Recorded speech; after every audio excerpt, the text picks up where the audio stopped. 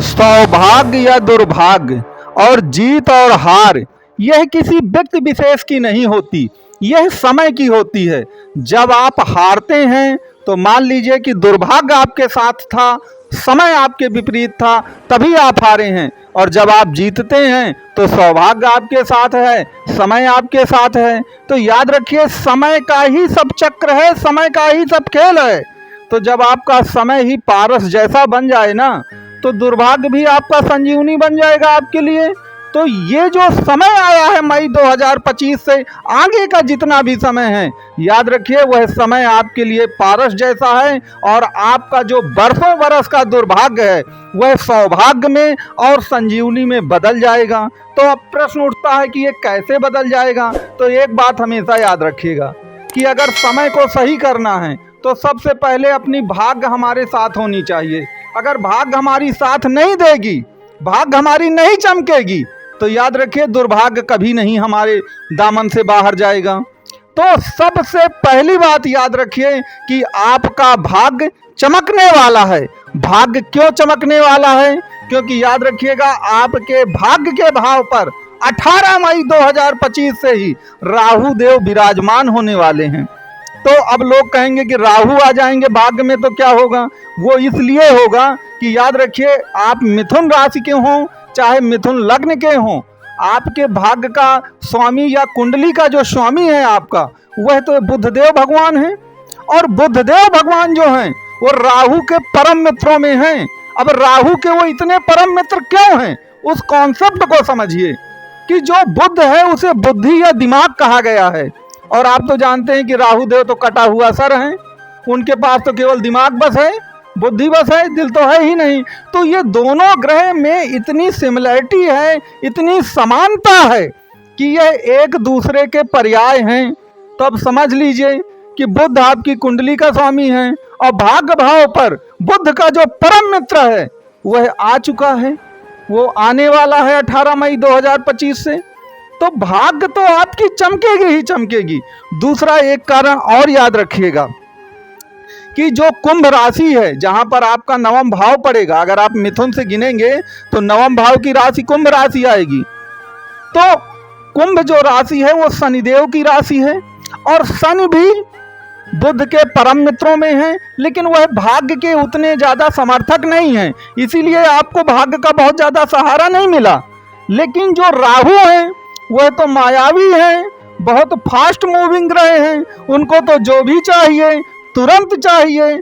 और बुध का भी ऐसा ही स्वभाव है, बुध भी वायु तत्व प्रधान ग्रह हैं, उनको भी जो चाहिए वह तुरंत चाहिए। इसीलिए मैं कहता हूं कि ये जो समय है ना, बिल्कुल पारस जैसा समय है और आपका दुर्भाग्य जो है पूरा संजीवनी बनने के लिए तैयार है। और उसमें सबसे बड़ा जो योगदान है वो आपके बुध और राहु देव का है। दूसरी बात यहाँ पे याद रखिएगा कि बुध देव अभी तक आपने देखा आपकी कुंडली में मीन राशि के थे। अब देखिए, जब कुंडली का स्वामी नीच का हो जाता है ना तो दिक्कतें बहुत ज्यादा आती हैं। अब बुध देव महाराज चूंकि मेष राशि के हैं, तो मेष राशि, अब यहाँ पे पूरा कॉन्सेप्ट समझिएगा मेष राशि के जब वो पहुंच जाते हैं। पहली बात तो उनकी नीचता भंग हो गई, वह नीच राशि से निकल गए। दूसरी बात याद रखिएगा कि अगर काल पुरुष की आप कुंडली को देखें ना तो वह मेष लग्न से ही बनती है। तो अगर काल पुरुष की कुंडली से हम कंपेयर करें बुध देव को तो वह वास्तव में आपके प्रथम स्थान पे हैं। और यदि आपकी राशि के अनुसार माने कि आपकी मिथुन राशि है तो मिथुन से जो मेष राशि पड़ेगी वो 11वें भाव की राशि है। तो काल पुरुष की कुंडली के अनुसार वो 1 नंबर पे हैं, आपकी कुंडली के अनुसार वो 11वें नंबर पे हैं। और 1 और 11 का संबंध जो होता है ना, ये अमृत धारा संयोग कहा गया है। कहने का तात्पर्य 1 का मतलब आप स्वयं, क्योंकि 1 को प्रथम भाव को लग्न भी कहते हैं और 11वां भाव जो होता है आपकी सभी प्रकार की मनोकामनाओं की पूर्ति कराता है। तो याद रखें, आपकी सभी प्रकार की जो इच्छाएं हैं, आपकी जो भी एम्बिशन थी, जिनके लिए आप बिल्कुल दिन रात एक किए थे और कुछ काम नहीं हो रहा था, वह बुध का ये जो परिवर्तन हुआ है, जो वो अपनी नीच राशि से निकल गया है, याद रखिएगा यह आपके सौभाग्य को जगाएगा और जीवन को पूरा पारस बना देगा। अभी तक क्या होता था, आप किसी काम को करते थे हर काम में असफलता, हर काम में निराशा। आपको लगता था कि हमारा दुर्भाग्य तो हमारा साथ ही नहीं छोड़ रहा, हमें तो कभी कुछ मिलने वाला नहीं है। लेकिन ये जो समय अब आ रहा है आपके लिए, मई 2025 से 18 मई 2025 से आगे का जितना भी समय है कई वर्षों का, वह आपके सौभाग्य को, आपके भाग्य को बिल्कुल मान लीजिए कि एक प्रकार से ऊंचाइयों पर ले जाएगा। यहाँ जो तीसरा बड़ा कारण है वो याद रखिएगा कि जो गुरु का परिवर्तन है, गुरु का जो परिवर्तन है वह भी आपके लिए लाभकारी होगा। क्यों? क्योंकि देखिए गुरु मिथुन राशि में आए। मिथुन राशि का मतलब ये है कि अभी तक तो वो वृष राशि में थे, तो वो 12वें थे, और आप जानते हैं 12वें भाव तो हमेशा एक प्रकार से व्यक्ति को नुकसान में ही ले जाता है। तो अब तो वह आपके मिथुन राशि में ही आ गए हैं, प्रथम भाव पे ही आ गए हैं। और अगर आप ज्योतिष को देखें तो गुरु चाहे किसी भी राशि का हो, यदि वह केंद्र में, त्रिकोण में या प्रथम भाव में है, तो हमेशा आपको अच्छा फल देगा। तो अब से 1 वर्ष तक गुरु को आपके इसी भाव पे रहना है, मिथुन पे। और निश्चित तौर पर याद रखिएगा ये 1 वर्ष जो है, आपके जीवन के जो पुराने जितने भी ये वर्ष खराब गए हैं, पिछले 8-10 वर्षों से जितना भी आप परेशान रहे हैं, उन सभी को ख़त्म कर देगा। और सभी जो पुरानी आपकी बैड मेमोरीज हैं, जिनको सोच सोच करके आपका दिल रोता है, याद रखिए वो सभी बैड मेमोरीज जो हैं वह भी पूरी तरह से ख़त्म हो जाएंगी। अब जब इतना बढ़िया हमको संयोग मिल रहा है, तो मिथुन राशि चूंकि द्वि स्वभाव राशि है, तो उसमें एक दिक्कत आ जाती है। द्वि का मतलब ही होता है अनडिसीजन, द्वंद्व में फंसना या अनडिसीजन की स्थिति में आ जाना, दुविधा में आ जाना।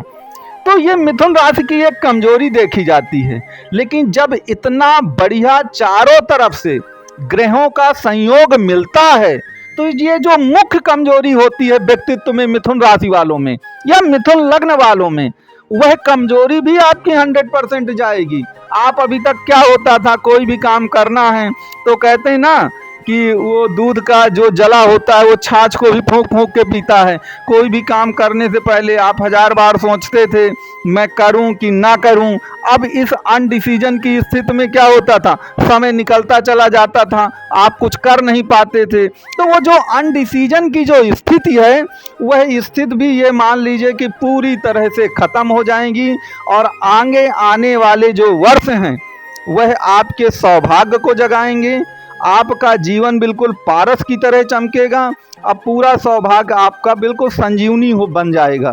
तो मित्रों, आपको ये पूरा वीडियो कैसा लगा, उसका एक रिव्यू जो है वह आप मेरे व्हाट्सएप नंबर दिया गया है या जो यूट्यूब का कमेंट बॉक्स है उसमें आप अपना रिव्यू देने की जो कृपा है वो आप ज़रूर करिएगा।